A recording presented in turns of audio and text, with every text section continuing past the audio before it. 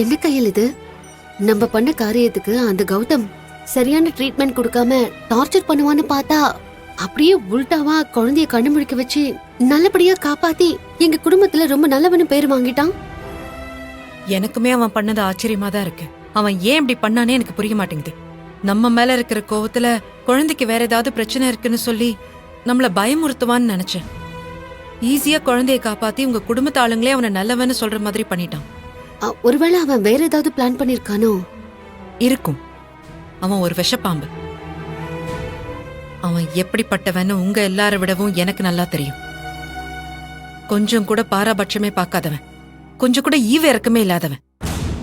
அப்படி இருக்கும்போது பாப்பாவை காப்பாத்தி இருக்கான்னா கண்டிப்பா இதுக்கு பின்னாடி வேற ஏதோ ஒண்ணு அவன் எனக்காக பிளான் பண்றான்னு தோணுது. ஏய், நாம எதுக்கும் கொஞ்சம் ஜாக்கிரதையா இருக்கணும்.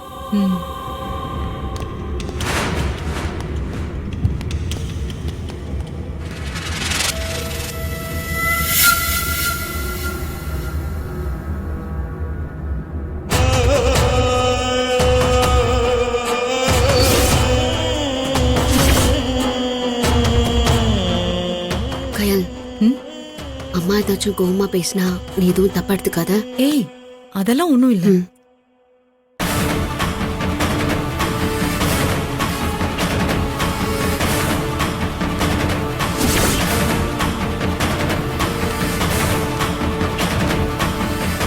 அம்மா தள்ளுறி. அம்மா அம்மா வேண்டாம்மா.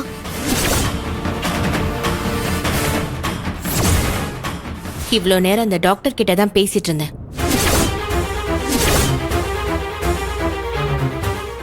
உன்னை பத்தி எனக்கு தெரியும் கயல்.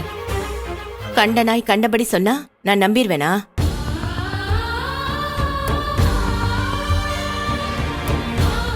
அவன் யார் உன்னை பத்தி தப்பா பேசுறதுக்கு? சொன்னான். அவன் வாய்க்கு வந்தபடியெல்லாம் உன்னை தப்பு தப்பா சொன்னான். நானும் அவன் பேசட்டும், என்னதான் பேசுறான்னு பொறுமையா கேட்டுட்டு இருந்தேன். உன்னை முழுசா அழிக்காம விடக்கூடாதுங்கிற அந்த எண்ணம் அவன் மனசு முழுக்க பரவி இருக்கு.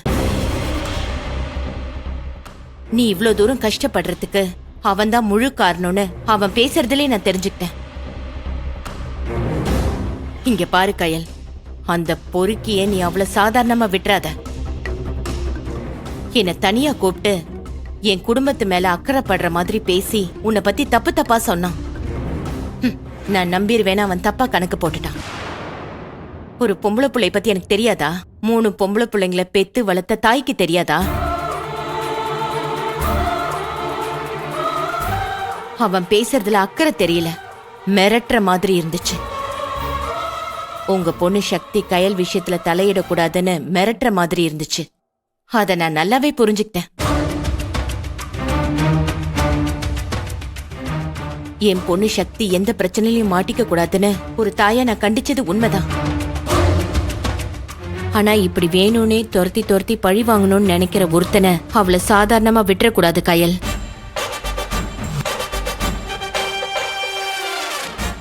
சக்தி, உன்னை கயலோட பிரச்சனைக்கு போகாத, அதனால உனக்கு ஏதாவது பிரச்சனை வந்தா என்னால தாங்கிக்க முடியாதுன்னு நான் சொன்னேன்தான். ஆனா இப்ப நானே சொல்றேன், கயலோட பிரச்சனைக்கு இவ கூட நீ நிக்கணும்.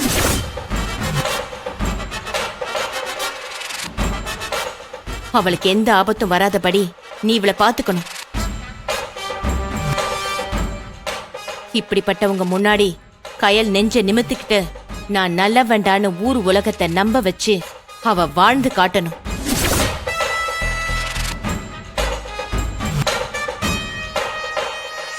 உன் அண்ணனுக்கு நடந்த மாதிரி கயலுக்கு நடக்க கூடாது சக்தி.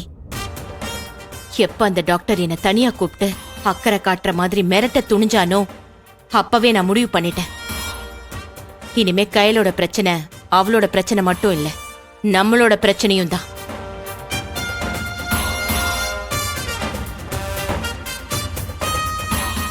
என்ன ஆனாலும் சரி, கயலை இந்த பிரச்சனையில இருந்து மீட்டு எடுக்க வேண்டியது உன்னோட பொறுப்பு.